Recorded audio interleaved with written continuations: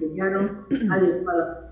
Esto significa que cada vez que llueve, el agua, todos los metales y todos los metales pesados, todos los desechos de la minería van a llegar a un punto del Mar Menor. Afortunadamente solamente es una zona donde se concentran todos estos metales procedentes de la minería, pero esto ya es una reacción la que se ha estado produciendo al Mar Menor desde tiempos inmemoriales. Después, en los años 70, hay un gran movimiento de construcción en la manga del Mar Menor. Hay un empresario llamado Tomás Maestre, un abogado, que hace un puerto deportivo dentro del Mar Menor que se llama como él, Tomás Maestre, pero para que puedan acceder los barcos desde el Mediterráneo hasta el Mar Menor hay que dragar y ensanchar un pequeñísimo canal que había de comunicación entre el Mediterráneo y el Mar Menor. Era un canal muy pequeñito que apenas pasaba un barco y todo eso ensancha y se draga. ¿Qué pasa con eso? Que al Mar Menor van a entrar especies que antes no podían vivir debido a la gran salinidad. Al entrar tanta agua con menos salinidad procedente del Mediterráneo, el Mar Menor baja su salinidad. ¿Y qué es lo que pasa? Pues que entra un alga que antes no había podido vivir allí porque el agua era muy salada, y en este momento esta alga, que fijaos qué nombre tiene, Caulerpa prolífera, invade los fondos del Mar Menor, con lo cual todo el Menor va a quedar cubierto por un alga que no estaba, como habéis visto antes, en esa ilustración que poníamos al principio, en la que se veían unas pequeñas plantitas que son una fanerógama, una planta que se ha adaptado a vivir en las... Bueno, pues entran esta alga, sino que entran también entran medusas que tampoco habían vivido antes. En el Mar Menor hay una sola medusa autóctona ahorita, pero que es una medusas que cuando llega el verano ya desaparecen, pero llegan estas medusas que se desarrollan sobre todo en el verano. Se produce un desastre ecológico con todas estas medusas que se encuentran que no tienen depredadores y que además hay muchos nutrientes, que ya veremos de dónde proceden principalmente. Bueno, pues en los años 70 son los años desgraciados del Mar Menor, porque además de abrirse el canal del Estacio, se produce esta construcción masiva. Podéis ver en estos edificios que están construidos ya en la misma orilla del Mar Menor. Esto es en la manga del Mar Menor, y esto no es algo que se hiciera hace 100 años, sino relativamente poco tiempo, ya os digo, en los años 70. No solamente se hace ese desastre en la manga del Mar Menor, sino que todas las orillas, todas las poblaciones del Mar Menor, que eran muy pequeñitas, que tenían una o dos filas de casas junto al Mar Menor, en los años 70 empieza esa fiebre de la construcción para viviendas de verano que sigue hasta hoy en día, que desgraciadamente no ha parado. Las consecuencias del urbanismo, lógicamente, va a ser pues, que va a haber más, cuando llueve, va a llegar al Mar Menor, van a llegar muchísimos más desechos, porque la tierra ya no va a poder absorber el agua de la lluvia como hace cuando no hay edificaciones, que absorbe la tierra el 95% del agua de la lluvia, sino que una vez que pongamos encima carreteras, edificios, parkings, etcétera, el agua va a llegar en tropel al Mar Menor, va a llegar en un 95% del agua de la lluvia, va a llegar con todos los desechos que tengamos alrededor. Hay también en el Mar Menor un problema gravísimo con los puertos deportivos. Estos puertos deportivos, algunos, como este de una población que se llama Los Nietos, actúa como barrera de todo lo que arrastran las ramblas. Para los del norte, seguramente algunas personas no saben lo que son las ramblas. Las ramblas son ríos secos que solamente llevan agua cuando llueve. Y aquí sabéis que en el sur tenemos muy poquita lluvia, un poquito en primavera, un poquito en otoño. Pero ese poquito a veces viene en forma de lluvia torrencial. Entonces aquí nos encontramos que en las corrientes marinas no pueden seguir porque se encuentran con las barreras del acceso de algunos clubs como este de los Nietos. Entonces ahí se acumula pues todo lo que han llevado las ramblas, todos los desechos de la agricultura, todas las cañas, etc. Otro problema muy grave que tenemos en el Mar Menor es que, como os he dicho al principio, no hay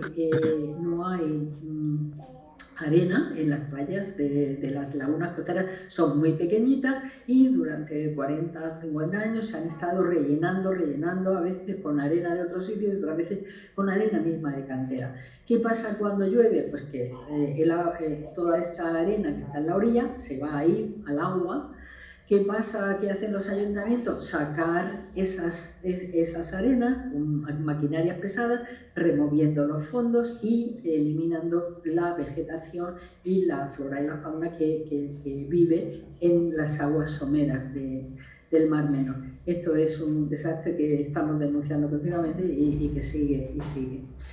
Y ahora nos encontramos también con otro problema y es la ganadería porcina. Aquí sabéis que en Murcia hay muchísimas granjas, muchas fábricas de productos porcinos y el Mar Menor va a estar en esa cuenca vertiente y todo lo que se eche, aunque sea a kilómetros del Mar Menor, va a ser arrastrado bien por la lluvia o bien a través del acuífero. Bueno, si las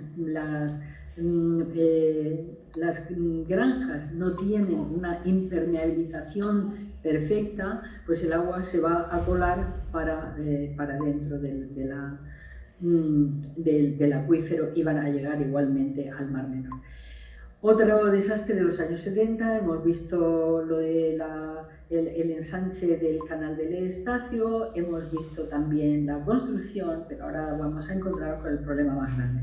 En los años 70 se hace una gran infraestructura para traer agua del río Tajo, puesto que aquí no tenemos prácticamente agua, tenemos un río Segura, pero que no tiene agua suficiente para todo el riego que ahora tenemos.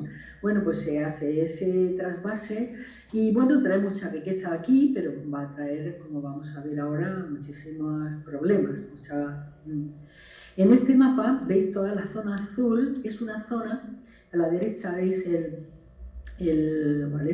veis en blanco el Mar Menor y veis que está rodeado de unas zonas señaladas en azul. Esto significa que son zonas que en el pasado eran zonas de secano, aquí se cultivaba y si llovía pues había cosecha y si no llovía pues por desgracia no había, pero era la agricultura tradicional de aquí, del campo de Cartagena. Todo eso, con el agua del trasvase, se transforma en regadío. El transformarse en regadío significa que, no sé si en esta diapositiva veis al final así las islas que están dentro del Mar Menor, desde aquí.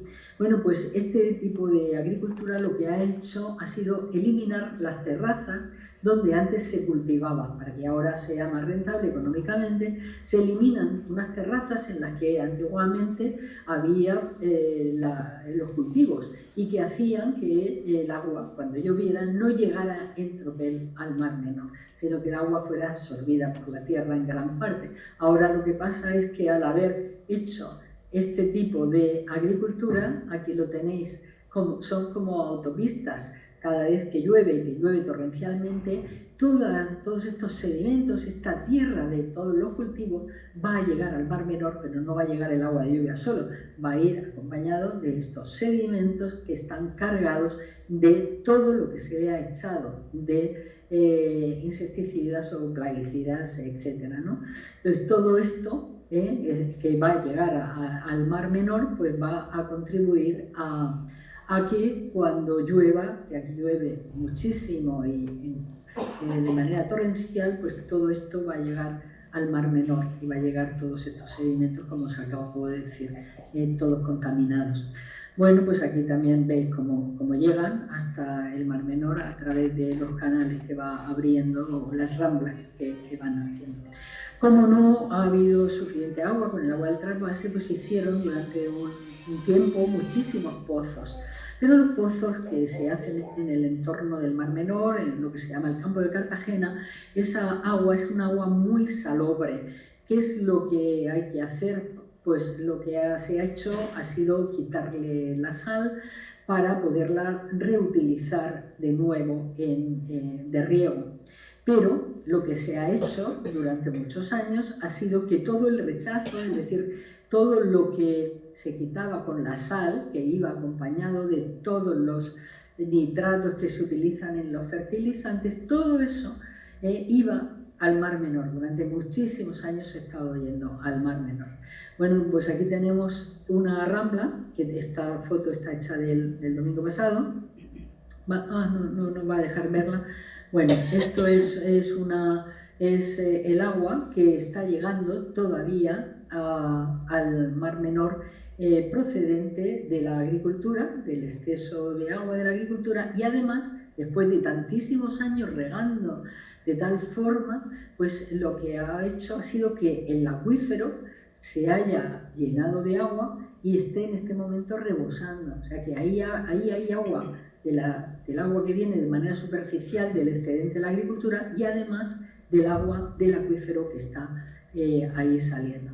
Todos estos fertilizantes que llevan esta cantidad de nitrógeno, de nitrato, y todo lo que también ha llegado de la construcción en forma de fósforo, pues todo esto ha hecho que sea pues, un alimento para las algas, las microalgas que se desarrollaron de esa forma tremenda en el año 2016.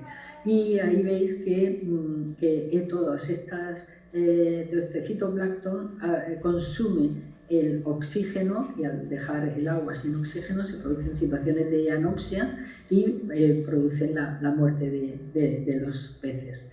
Bueno, pues como veíamos antes, en el verano 2016 y 2017 se produce esta gran eutrofización. Entonces, en la organización a la que pertenezco, que ahora enseguida os daré muy rápidamente unas pinceladas, Pacto por el Mar Menor, junto con Ecologistas en Acción y Greenpeace, pues organizamos una gran manifestación en 2017. En octubre mueren los peces y lo que hacemos es, ya con muchas más asociaciones y organizaciones, organizar la mayor manifestación que ha tenido lugar en España por el medio ambiente, que fue en Cartagena en 2019. En agosto de 2021 se produce la segunda mortandad y igualmente convocamos a todas las organizaciones que en este momento ya estaba en marcha la ILP, la Iniciativa Legislativa Popular, para darle personalidad jurídica al Mar Menor. No me voy a extender porque Eduardo os va a hablar de todo esto, pero lo que sí que quiero contaros es que la organización mía, Pacto por el Mar Menor, desde el principio hemos estado apoyando la iniciativa. Hemos salido a pedir firmas y de paso aprovecho para daros las gracias porque sé que ahí en el País Vasco habéis estado muy involucrados con nuestro problema y que nos habéis ayudado a conseguir que hoy en día tengamos esa ley 1922/2022. Bueno, pues a propósito de la recogida de las firmas, aparecen otras organizaciones muy activas, como pueden ser Banderas Negras o Por un Mar Menor Vivo. En fin, empiezan a aparecer otras organizaciones con muchísima fuerza para contribuir a la salvación del Mar Menor. Por desgracia, este problema no es nuevo. Fijaos en la fecha de abajo, 1980, hace ya 43 años que el Instituto Español de Oceanografía celebró las primeras jornadas sobre el Mar Menor y en ellas se publica esto, que es muy impactante, y es que ellos ya prevén lo que va a pasar y dicen: si viene el agua del trasvase Tajo Segura, todo el entorno del Mar Menor se va a cultivar y se van a utilizar fertilizantes e insecticidas, y todo esto va a llegar lógicamente al Mar Menor porque está al fondo de toda la cuenca vertiente, ¿no? Y fijaos qué palabra más tremenda, porque es que es lo que se ha cumplido 40 años después, ¿no? Y entonces dice que de llegar al Mar Menor en cantidades importantes podrían aniquilar en poco tiempo la flora y la fauna. Bueno, pues esto es lo que ya ha pasado. Entonces ya estamos ahí en lo que se había ya advertido.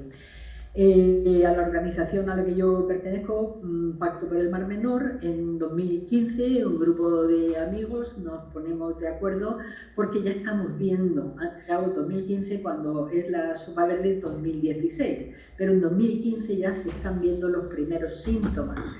Entonces, pues un grupo de personas de todo tipo de profesión, formación y de todo tipo de ideología nos unimos con una sola finalidad. Esto es parte del grupo de coordinación. A la derecha, el más grandote de todos es Eduardo, que ahora lo veréis ahora después. Bien, pues empezamos con un pequeño grupo, pero que en este momento somos 1.300 personas que estamos muy preocupados por la conservación de este espacio único, y además el deseo que tenemos es de que las futuras generaciones puedan disfrutar de esta maravilla. En noviembre de 2015 nuestro objetivo fue establecer puentes entre nosotros, la ciudadanía, entre los políticos, los científicos. Entonces tenemos tenemos dos objetivos principales. Uno es informar de lo que está pasando, porque mucha gente no lo sabe y porque además hay mucha gente muy interesada en confundir a la gente sobre el origen del problema tan grande que tenemos, ¿no?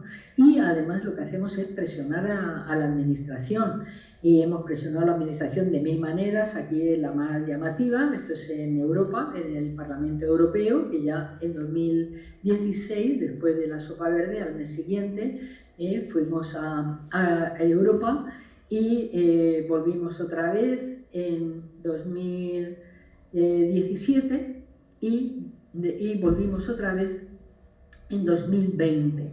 Esto es lo más, así digamos, llamativo, pero no hemos parado desde que nos pusimos en marcha, utilizando todos los medios gratuitos que hay a nuestro alcance, porque no cobramos cuotas, ni recibimos subvenciones, ni nada de dinero, para estar totalmente libres. Solamente hicimos un pequeño crowdfunding para poder ponernos en marcha. Y bueno, pues continuamente hacemos denuncias de lo que está pasando.